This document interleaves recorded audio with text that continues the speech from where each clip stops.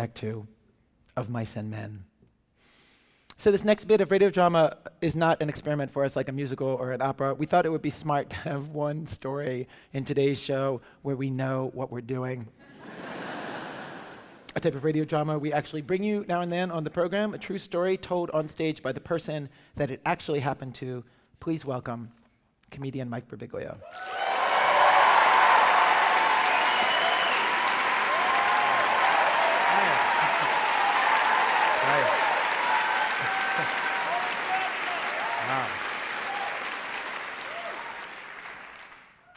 It's pretty easy following a musical.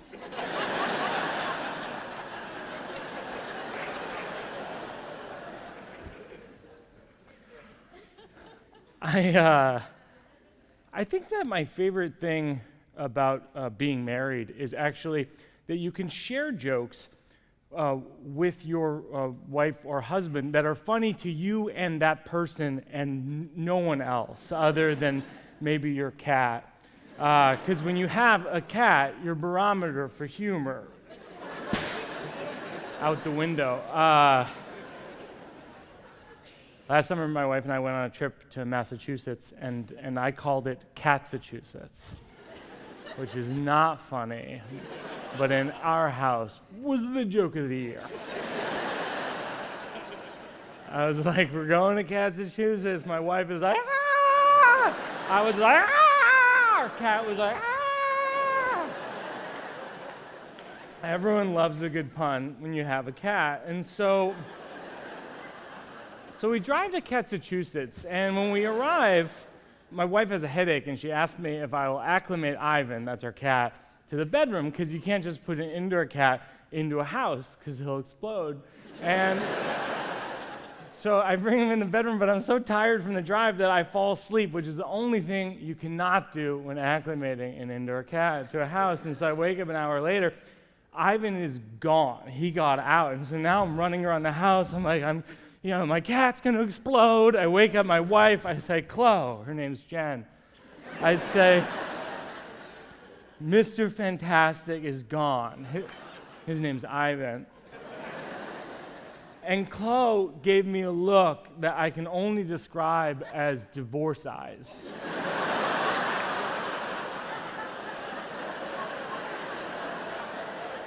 Because before that point, I was convinced that we would be married forever.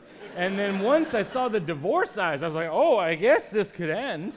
And if it ended, it would look a lot like that. And so now, the two of us are running around the house. I'm like, my marriage is falling apart. My cat's going to explode. And we find Ivan, but we had another major problem in the house, which is that there were mice in the house.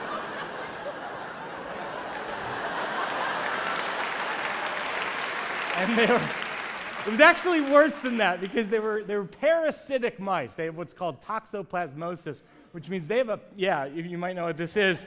They have a parasite in them, and as a result, they're unafraid of cats and they're unafraid of people. And the way we discovered this was that my wife was watching TV, and she looked next to her, and there was a mouse. And he was watching TV also. And she screamed, and he just looked up at her like Stuart Little, like, hey, what's going on? I don't like this show either. I don't know why all those women would want to marry that one guy.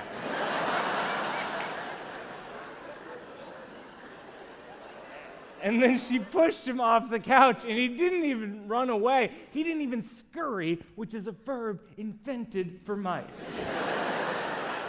He just walked into the kitchen like a roommate, like, fine.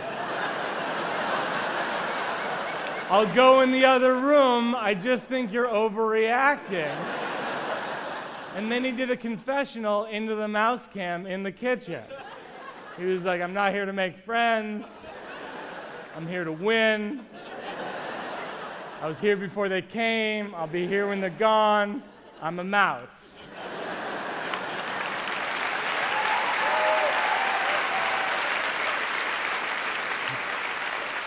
That's from Real Housewives of Catsachusetts.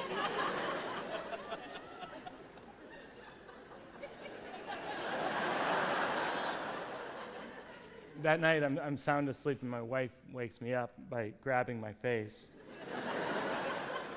She says, "Mo," my name's Mike, "Mr. Fantastic found the mouse. You need to get the mouse." And I sit up, and I say, "Chloe, we have a cat. We do everything for the cat. We give him food. We give him an apartment that he thinks is the world. We set aside an area in the apartment for him to poop in that we clean more often than the area where we poop."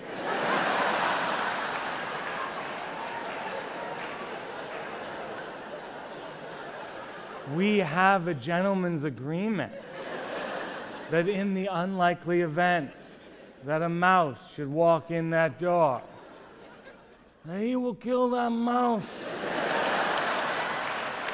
And we will never speak of that mouse again. And he will be protected. That's from Cat Father.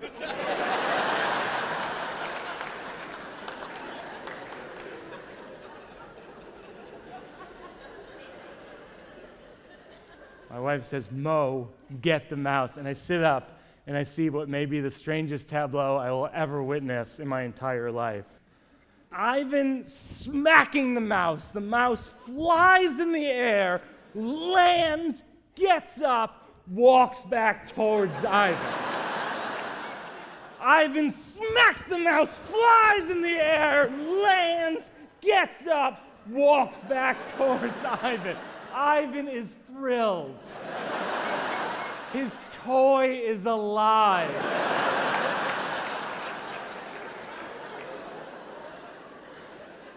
I have a serious sleepwalking disorder, so as I am watching this, I'm not even really sure it's happening. I'm thinking, I've had this dream before. My wife says, "Mo, get the mouse," and she hands me a cup.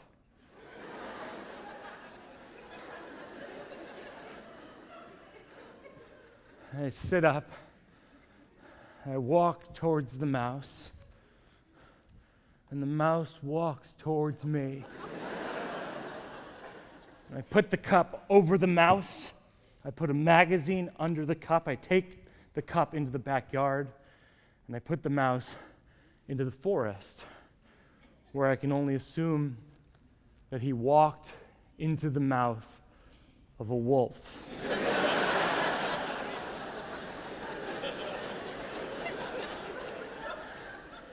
And from that day forward, we have called it Massachusetts.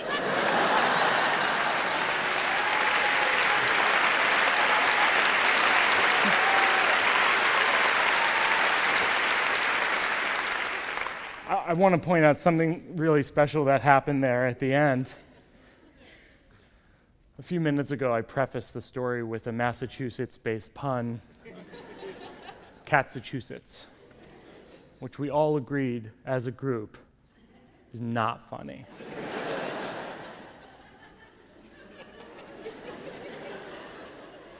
Just moments ago,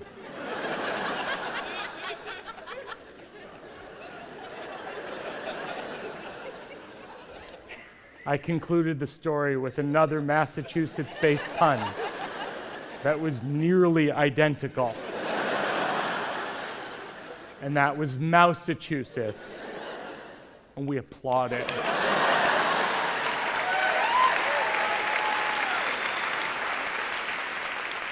Which means, in a way, it's like we're married.